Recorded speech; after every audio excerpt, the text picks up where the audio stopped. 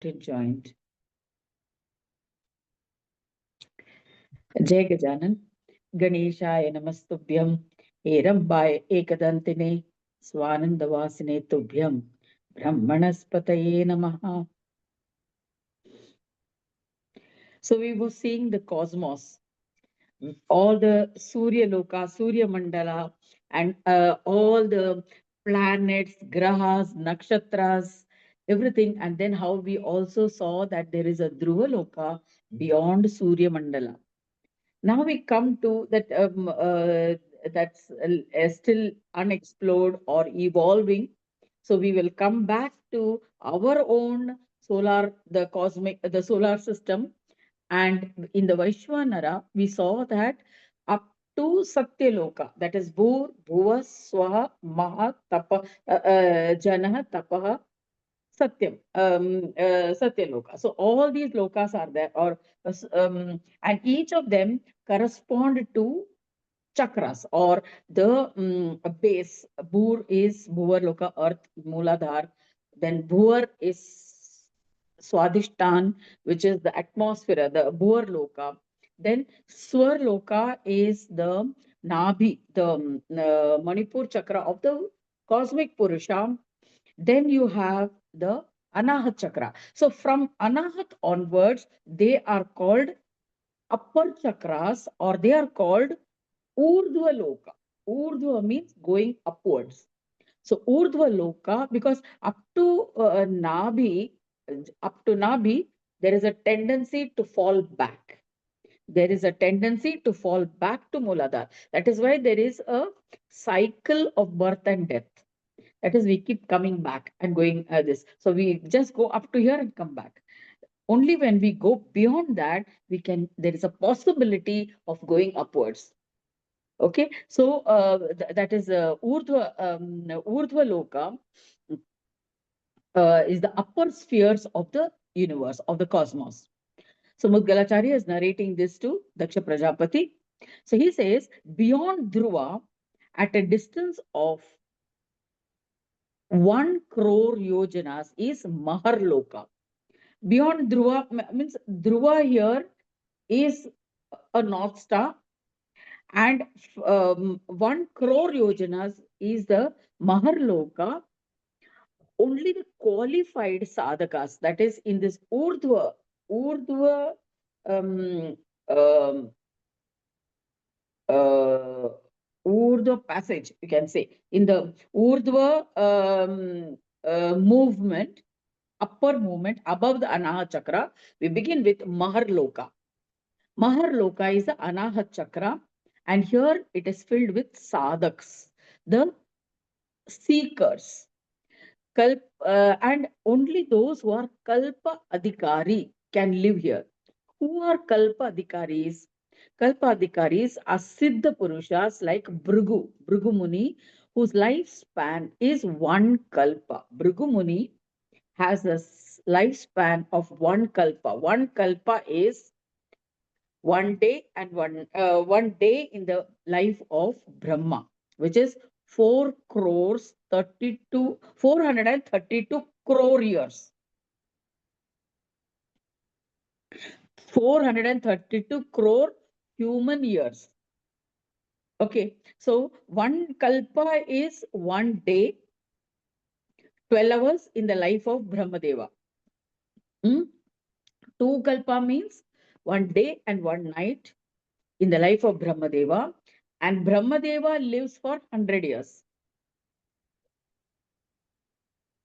So 1 kalpa, that is 1 day in the life of Brahma, is of 12 hours, which is 432 human crore years. A crore human years. So in this 1 kalpa, there are 71 to 72, 71, and it changes to 72 in the sense that there are transit periods between 2 Chaturyugas. A Chaturyuga is 12,000 years. That is, with 4,800 is the Satya Yuga, 3,600 is the Treta Yuga, 2400 is Dwapara Yuga, and 1200 is Kali Yuga. And between the yugas, sometimes there is a transition period. If there is a pralaya, or there is a significant event, then about 100, 200 years goes by just like that, without anything happening. So that transit periods are there. So there is a variation between 71 to 72 Chatur Yugas in one Kalpa. And in these 72 Chatur Yugas, there are 14 Manvantaras. 14 Manvantaras. And right now, we are in the Shweta Varaha Kalpa. Every Kalpa has a name. We are in the Shweta Varaha Kalpa. And we are in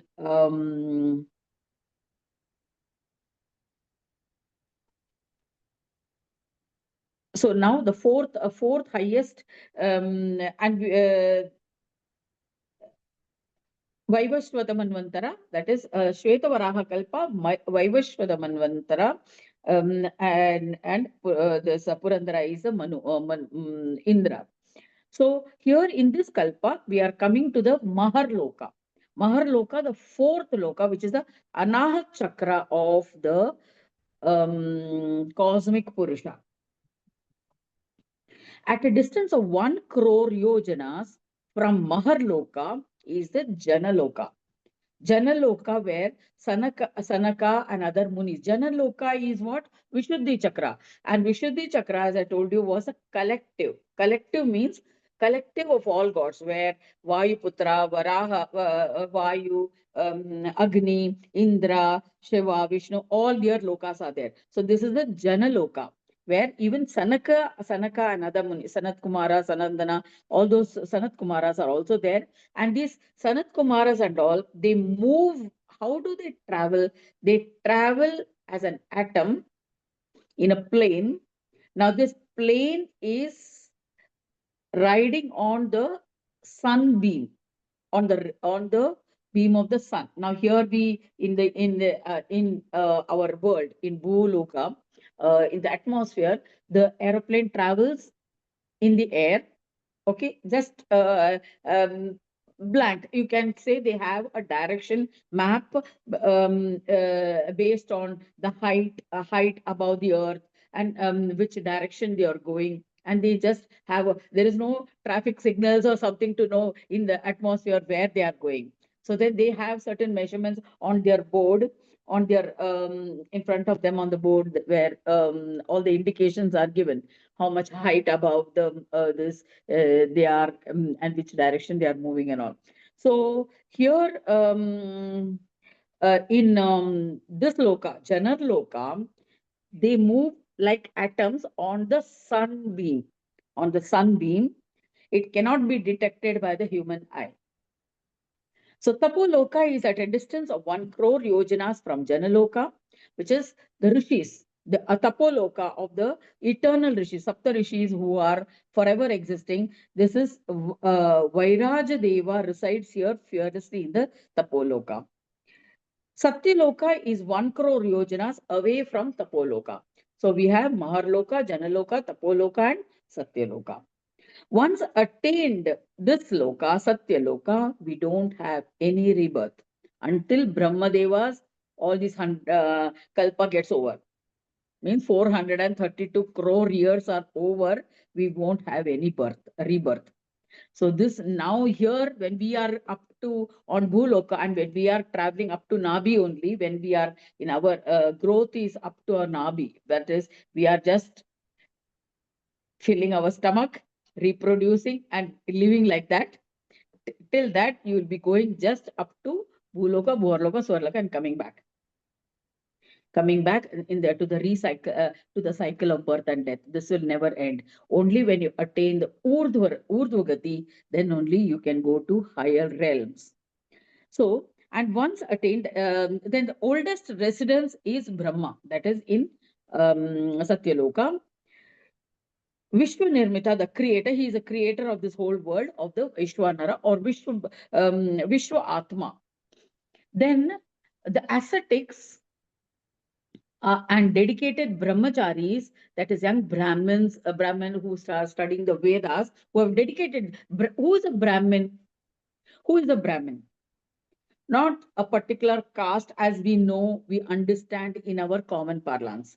It is Brahmacharite iti Brahma. That is one who walks the path of Brahma. One who walks on the path for attaining Brahma, the creator, is called a Brahmachari or a Brahmin. Is called a Brahmin. And the Brahmachari is one who observes, while walking on the path, he observes celibacy. He is called a Brahmachari. A householder is also a Brahmin, but he is a householder. So he will be engaging in family activities and everything. Then Vanaprastha, when you go to a Vanaprastha in a forest, means that is also a journey of a Brahmin, where he is totally engaged in contemplation and just living on bare necessities for just the fruits from the trees or roots and vegetation. And then you attain sannyas. Sannyas is a voluntary acceptance of a certain way of life for dedicated to impart the knowledge to others in the service of others. So when they are in the service of others, naturally they have, and also they follow certain discipline.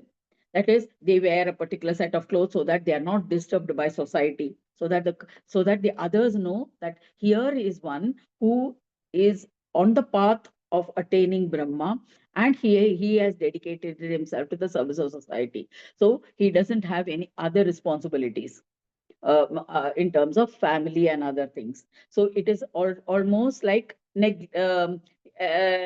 it can't be demanded, except once Adi Shankaracharya, when his mother told that you're attaining sannyas at this young age, I am alone, what will I do? He promised, okay, when you die, I will come and visit you once.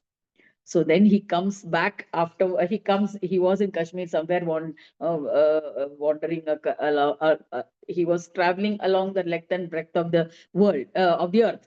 I mean, of India. So when his mother passed away, He came and did the Kriya Karma. So even though he had attained sannyasa, he came and did the Kriya Karma for his mother because of his promise.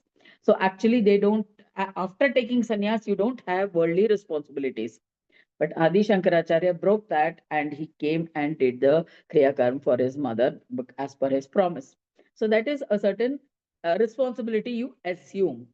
Otherwise, there is a discipline to follow. You cannot, and you have to live on uh, begging for alms. Means you cannot store food with you more than for one time, or what they give you at that time, only that you can have.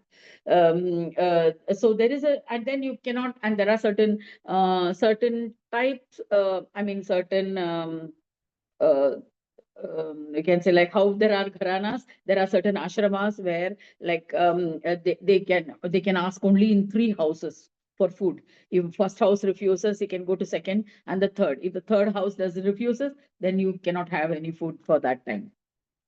So you cannot go to the fourth house and ask for food. So then there are certain groups of sannyasis where they can ask in five houses. So there are rules according to who has initiated him into the sannyas and what rules they follow. Um, in some ashrams they wear footwear, some they don't wear, some they wear only wood. So these are all disciplines which is followed by different saints according to their own sadhana.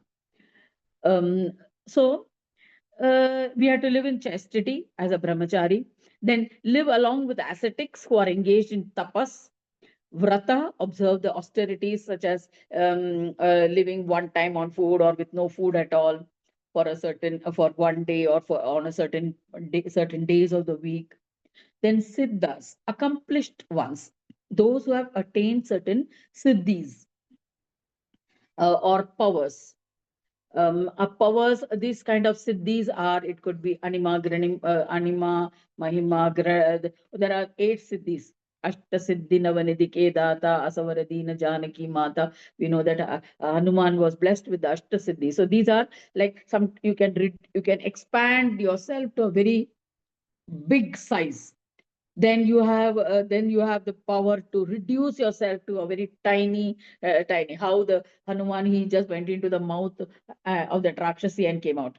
So just to fulfill that what she demanded, otherwise she would swallow him. So he made himself so small that before she could open and shut her mouth, he came out also. So that means he has entered the mouth. So it is her problem whether she could eat or not, right? So just to so all these powers are there, siddhis, which these sadhu saints and all, or ascetics, use to escape from all these kind of problematic people. It is not to exhibit, or it is not to show your powers. Yes, it is, you can show the powers to win over an argument, or win over a justified thing. But otherwise, generally, it is to avoid problems. Avoid problems, or even a necessary. Now, Hanuman, he went and he brought the Sanjeevani Parvat. That was his ability. He was able. He had that much. He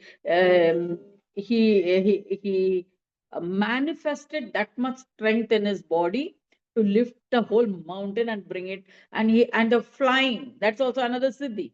Flying across. Otherwise, normally he was just as a normal monkey, or a human monkey, human being. Actually, we can say there are certain arguments that this Hanuman and all were not the monkeys actually. In those days they were a certain tribal human people who used to keep the tail as an adornment, just like we wear chains. We wear garlands, and we wear chains of beads or flowers, and means the tribal people, they wear all kinds of things on the, even wood beads they make and then wear, or shells they wear. So in those days, that poonch, the tail was, they stuck to the waist. They tied it around the waist to indicate a certain power, means a power of valor, strength, physical strength. So that was an, they said it is not a real tail grown from the body. It may have been an adornment. Okay, that is in one of the Hanuman books I was reading. It was mentioned there. Okay, so that is a part. So these are siddhis. Siddhis are extraordinary powers which a person can acquire through prolonged sadhana, mantra sadhana, and other sadhanas, pranayam, yogic powers, things like that. And then there are, and also in this tapoloka, there are people who are doing um, tapas, yajnas, or continuously they are performing yajna karmas, yajnas, and they have all ascended to become Brahma. All have attained the position of Brahmadeva, but they are in this loka, tapoloka. It is the only gateway that leads to Ganesha or Ganapa, who is just a being of light. Is just light, that light of knowledge, light of power, light of pure potential is is Ganesha, the Brahmanaspati, the Lord of all Brahmas. So beyond Satyaloka is a realm of the Virata, wherein anything which has a name and form in this world does not reside. So beyond Satyaloka, there is nothing.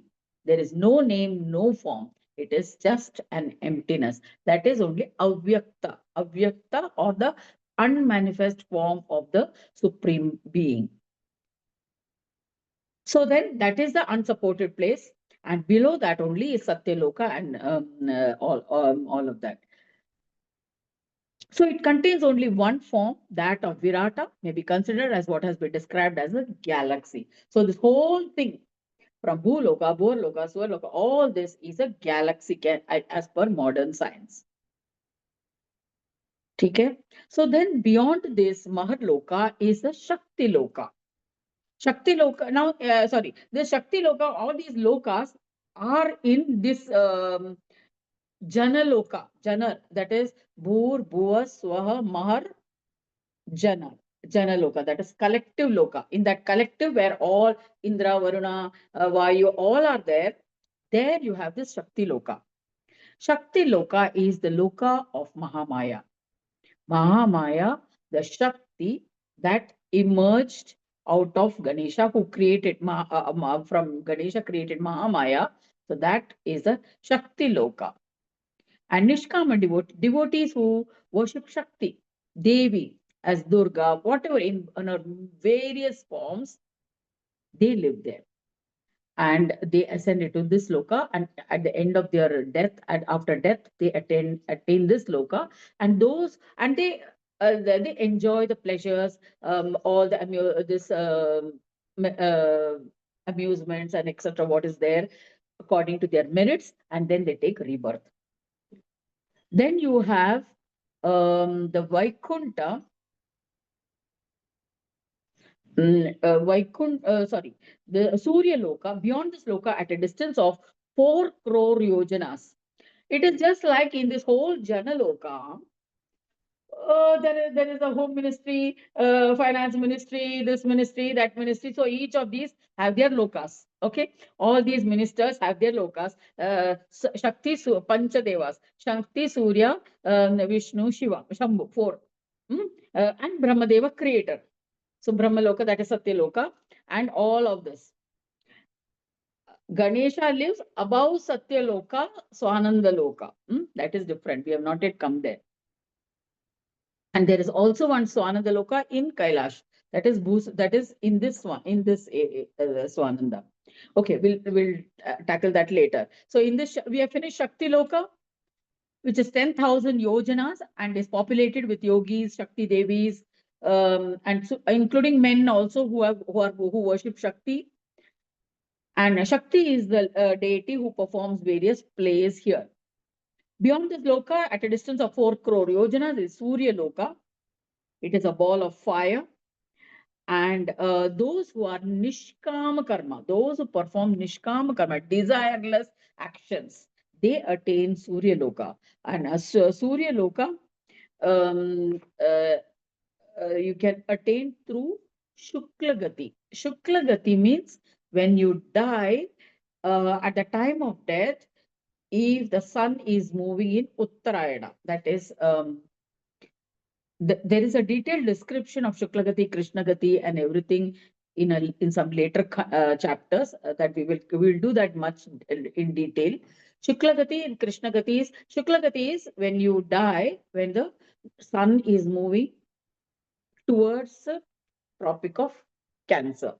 And Krishnagati is when the sun is moving towards the Tropic of Capricorn. And it is always the people who are knowledgeable in these kind of ancestor, the Kriya Karma and Pitraloka and all of this, they prefer to die when in Uttarayana. And particularly at sunrise and all, because they will attain Shukla Gati easily. If you die during Krishna Gati, you have to halt somewhere until Shukla Gati starts, until the sun starts moving in the Tropic of Capricorn towards the Tropic of Cancer. So you will have to be in some loka, like, what is that? Transit house.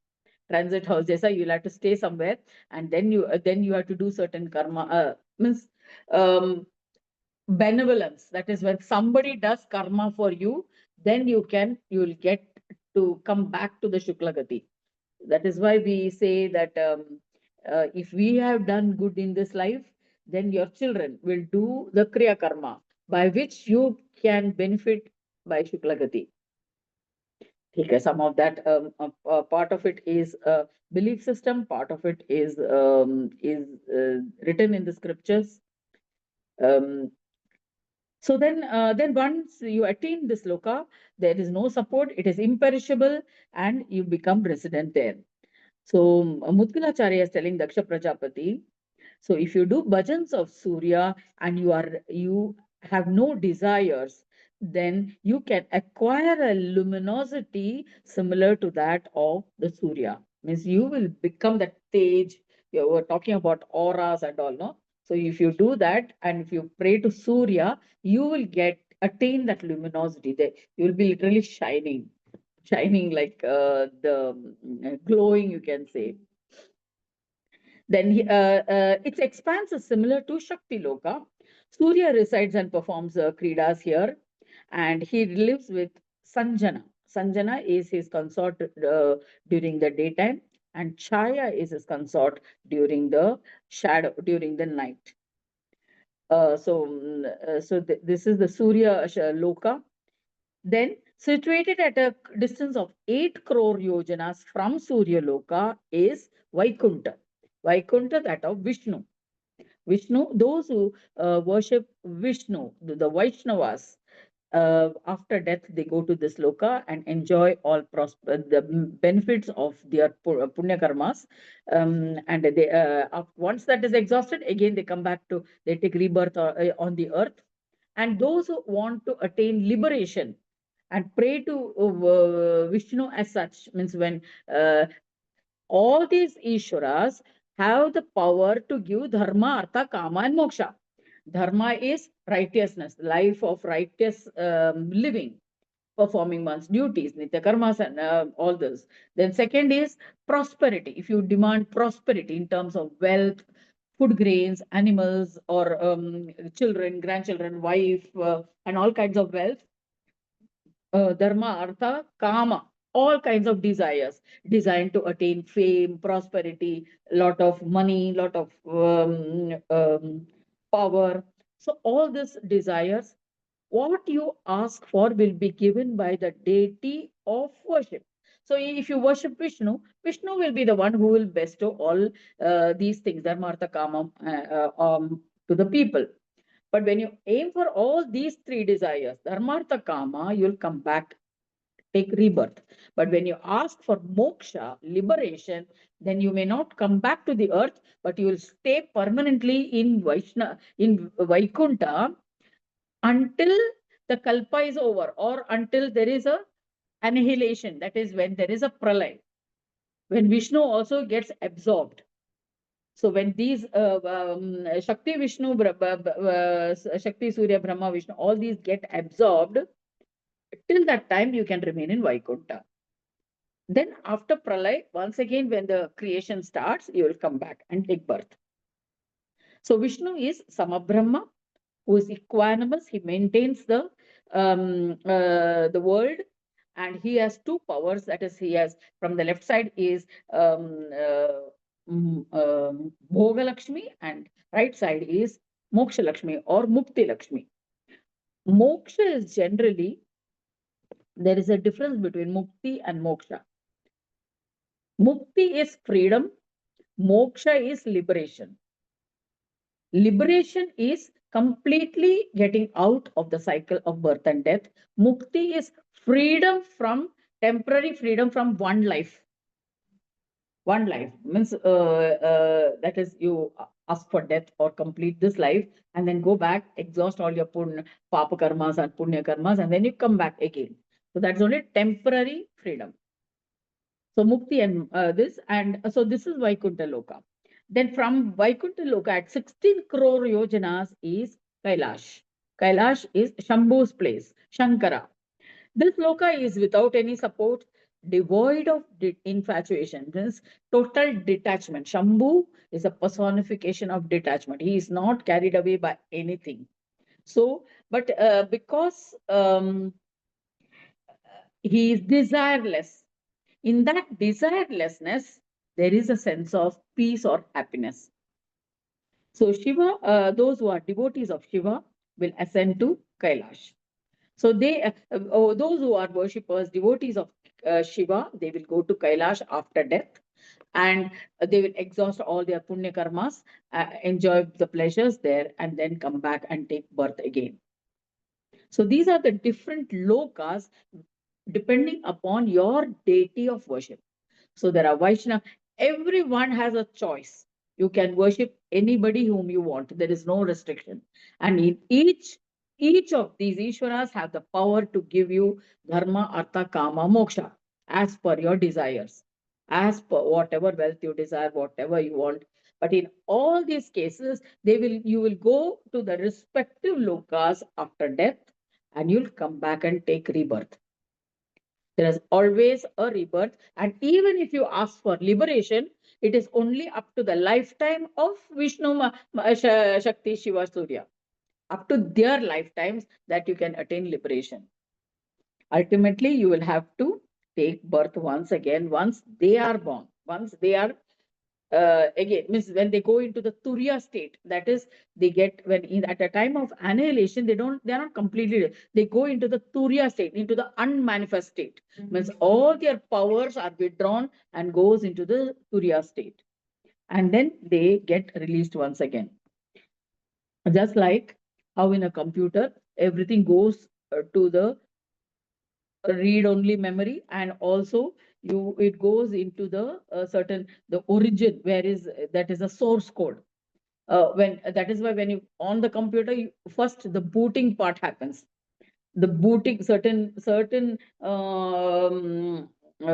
programs are there which actually boot the computer. Then only it goes to the programs, that is even the operating system. Then the operating system comes, and then you have the random access memory where you start the workplace on the computer. So it's just like that. Then you come to, so you finish Shankara.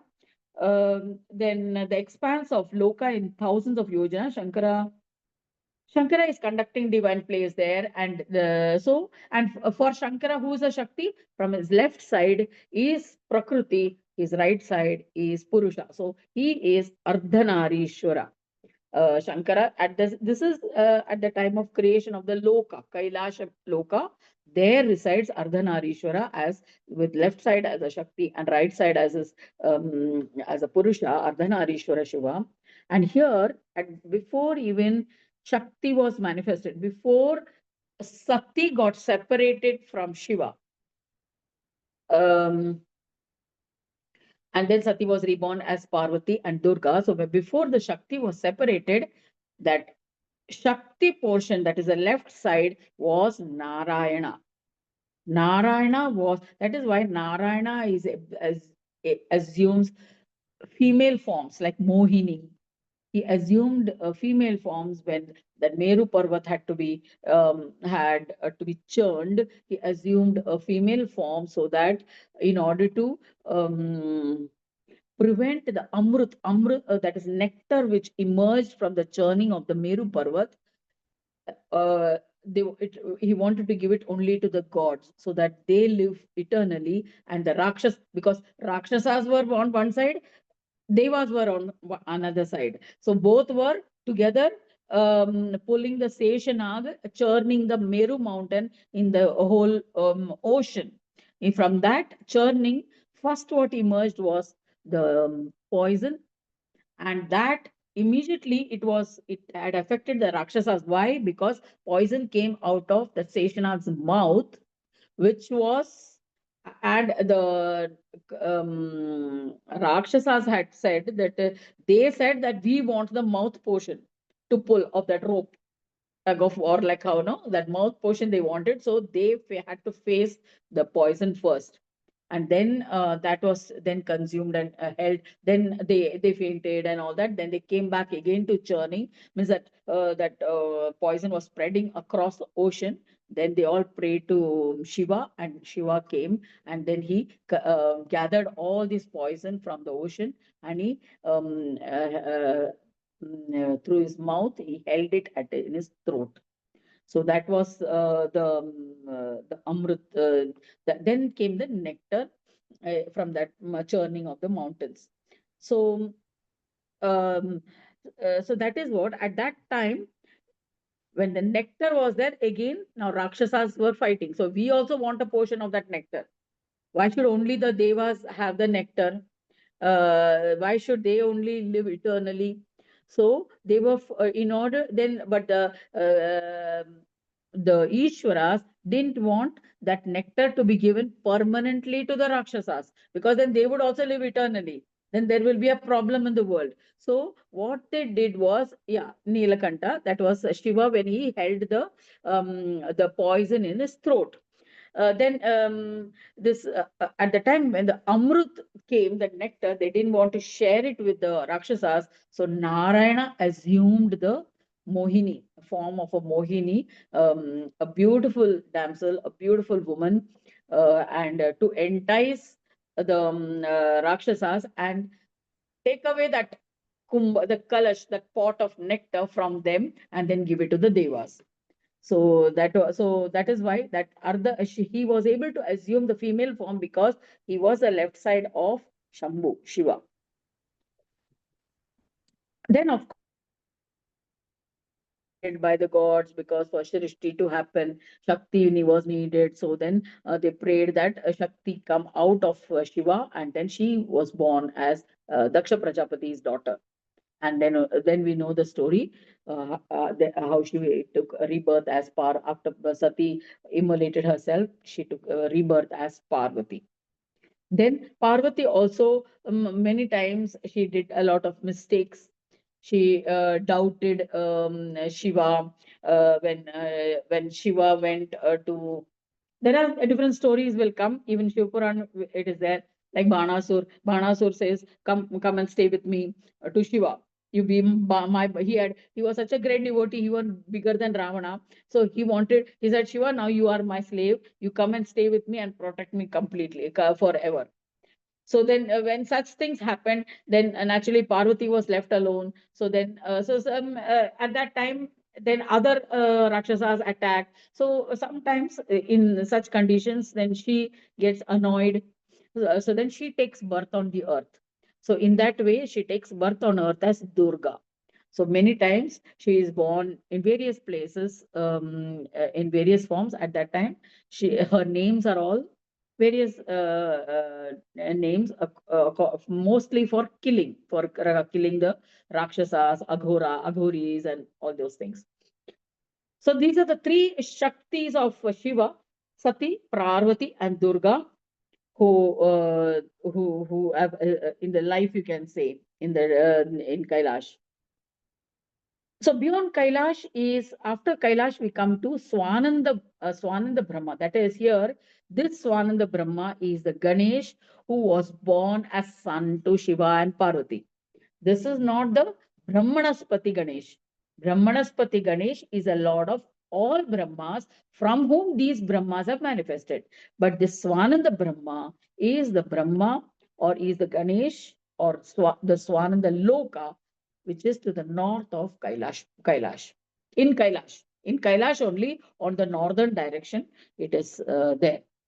So here, Ganesha is permanently staying because at the request of Shiva and Parvati. He doesn't go back to Swananda Loka. So we have the presence of Ganesha continuously, all the time. Then there is no Loka more stable than this. So Swananda Brahma is Swasamvedya, he is self-knowing, and has divided itself into four forms. So this Swananda Brahma was divided as Shakti Brahma, Shiva Brahma, Surya Brahma, and Vishnu Brahma. The Pandits mention that the union, Sanyoga, forms the Swananda Brahma. That is, the Turiya unmanifest states of all these four Brahmas becomes Swananda Brahma, or the Avyakta Brahma. Okay, so we have seen all these four types of Ishwaras, their lokas, and all these lokas are in Janaloka. That is your Vishuddhi of the Vaishvanara. That is a collective, the union of at the heavens. Their undifferentiated form is known as Swananda. This is the self-joy, Swa Ananda. So in the Swananda Loka, there are tattvas. Basically, they are based on the elements. All the primordial elements um, are living in this Swananda Loka. So in this way, we have described all the entire cosmos, the Vaishvanara, Bhur, Bhuva, Swaha, Mahar Loka, Jana Loka, Tapo Loka, and Satya Loka. This is the Sharira of the cosmic Purusha. Similarly, in our own body, all of these ansh or minuscule, tiny bit, even it may be smaller than a sand, that is there in our own body. So that which maintain first is Surya is the Atma. The soul is that ansh of that Surya. Atma. Surya is the Atma of the whole Vaishvanara. But in us, it is there as an atom, you can say, or you can say proton, neutron, or whatever the tiniest part, you can take it as the Atma, soul. Then Shakti exists as your body, various qualities. Sattva, Rajas, Tamas, all the three qualities are existing in our body. Permutation and combinations of these qualities makes us unique personalities.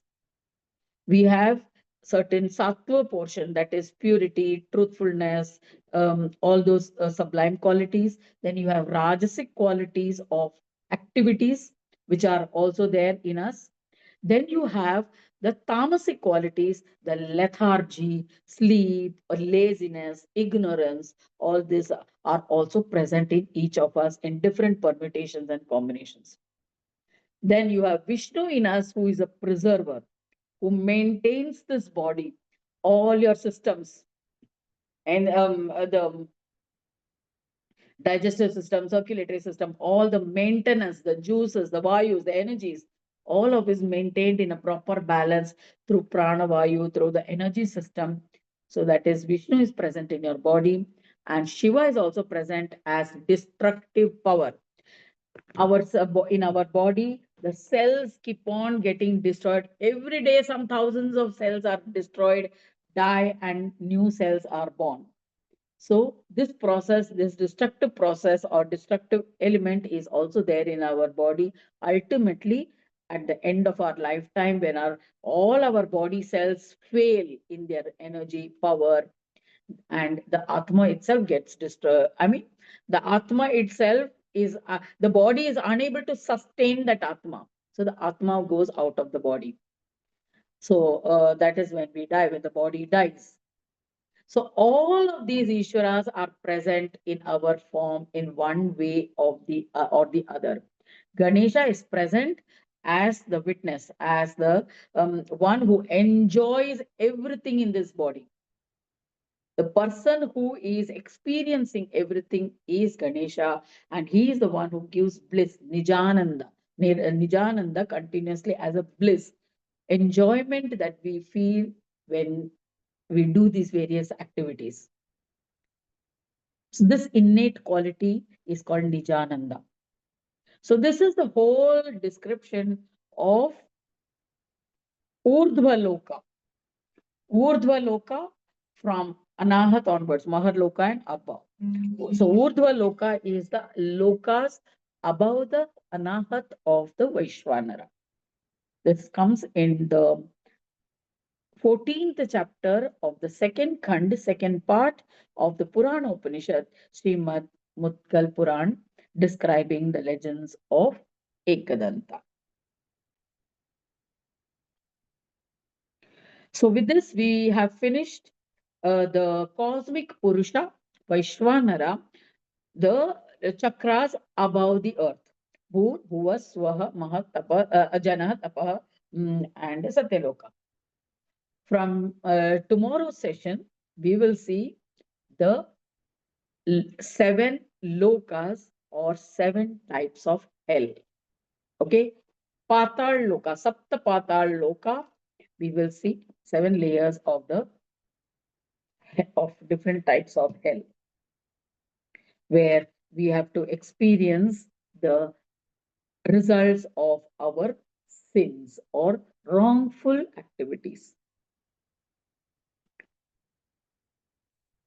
So, with this discussion, let us try to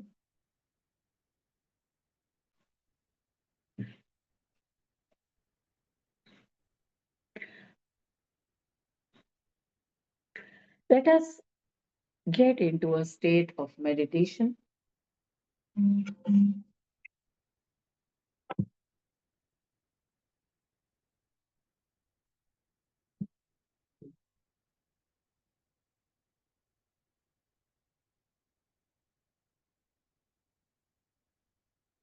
Relax into yourself, spine erect. See that your feet are firmly grounded, eyes gently closed.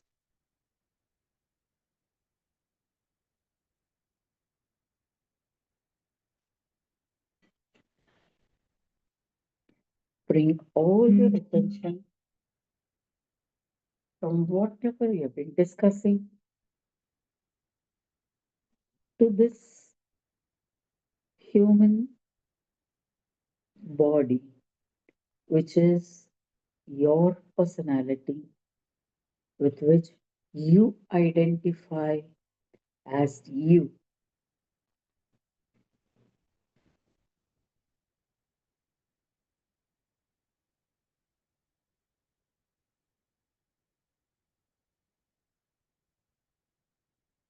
You have a name,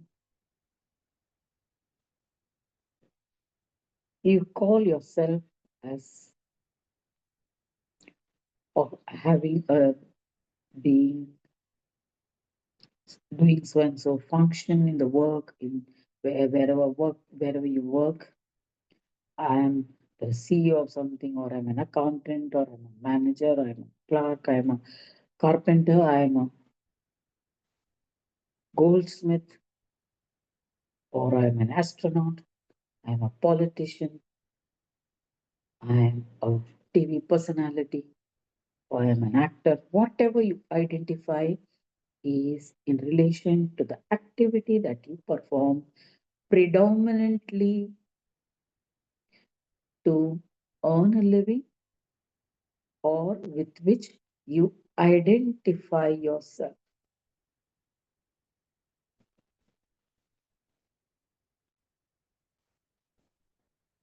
As an individual, you perform many other activities too,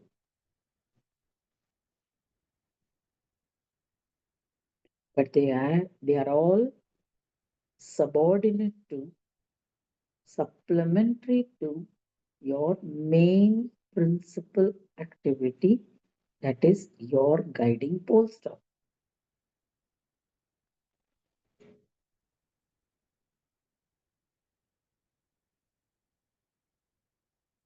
where all your energies are directed towards attaining success in that goal that you have taken on for your life, for this life, or at least for this point of time.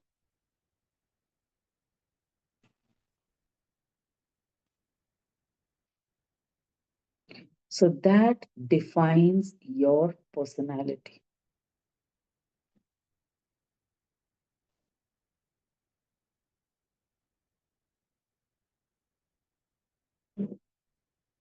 This personality will vary, will change from time to time.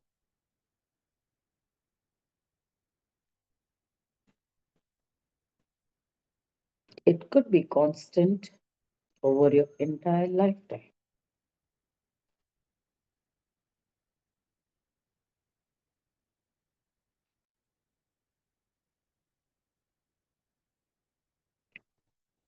So if we consider this our country, we have 143.6 billion personalities, crore personalities.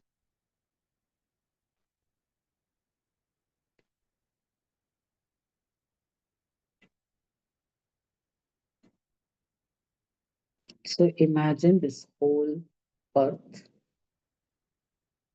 inhabited by billions of personalities,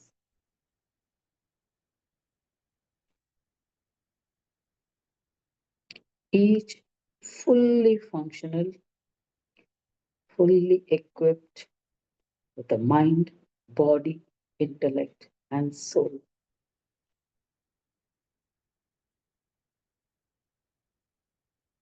This whole earth is teeming with living personalities.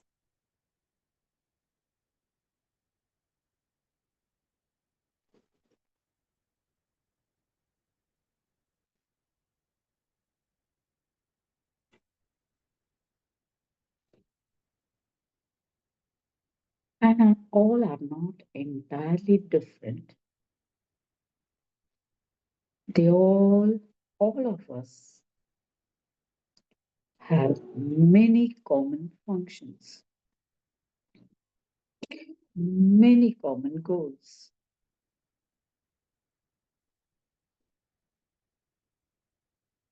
So essentially, we all come under a small classification of maybe 12 archetypes,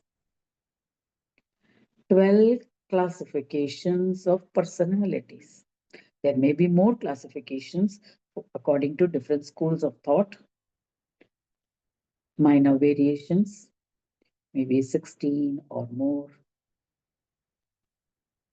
But all these billions and billions can be put under a small number of categories.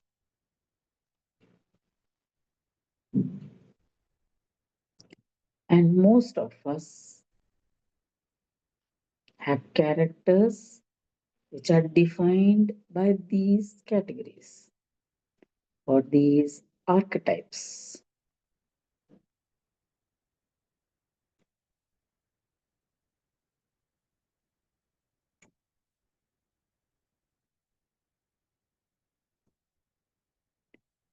One classification is based on the zodiac signs.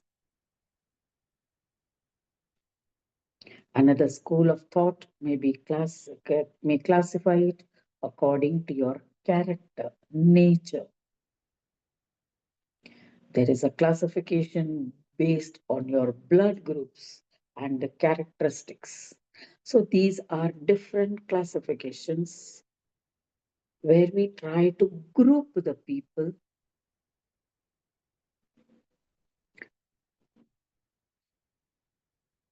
for convenience, for understanding, and for being of help to each other.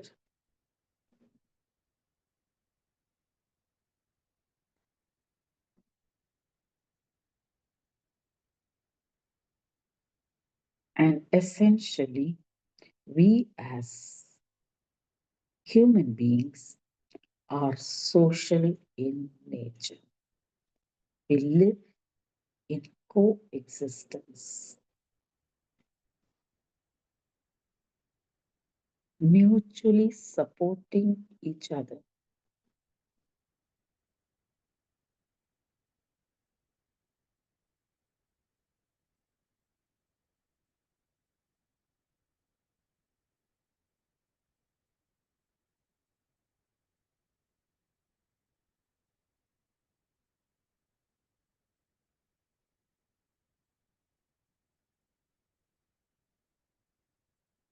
So we have countries, and within countries, we have states, towns, cities, villages, communities, supporting in our functions.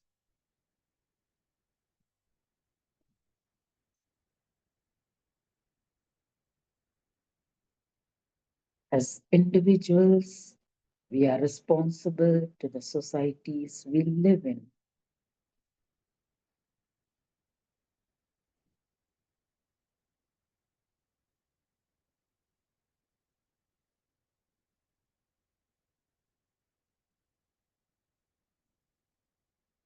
And we have well defined code of conduct, maybe that which governs us, or maybe that which is a common understanding by societies, by the people living in the society. And we mutually respect and trust each other to behave accordingly.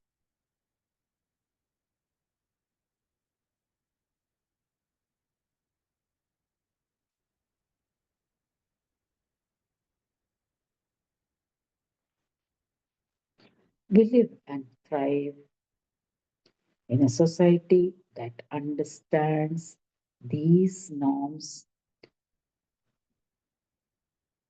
These protocols, you may say, of behavior, conduct, and for a smooth living.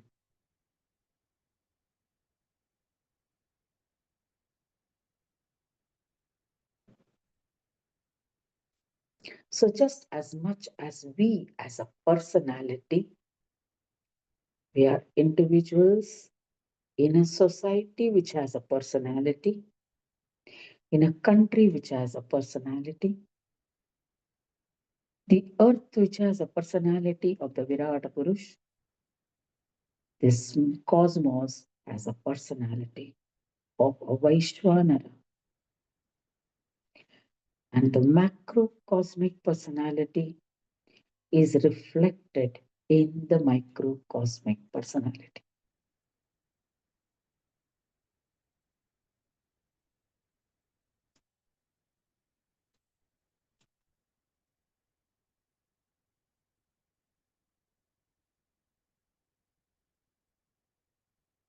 There is this direct correlation.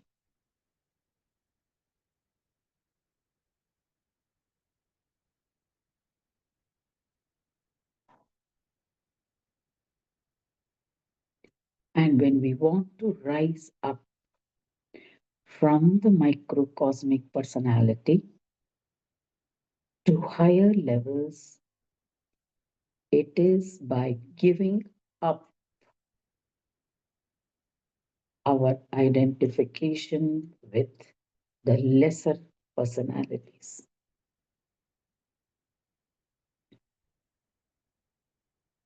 It's just like when the rocket goes up, one by one, certain modules are burnt off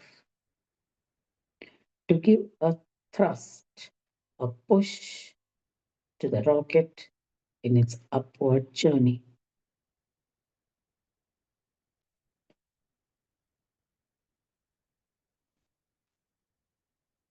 So we need to give up certain aspects of our personalities if we want to grow.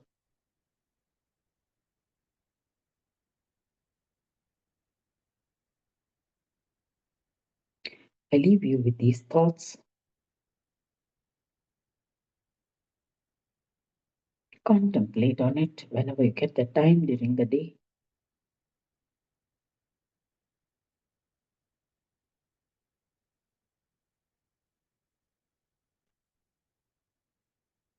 Slowly bring your attention to your breathing, to yourself. Wriggle your fingers and toes. Rub your palms together. Cup your palms. Place it on the eyes. Gently rub your face and open your eyes.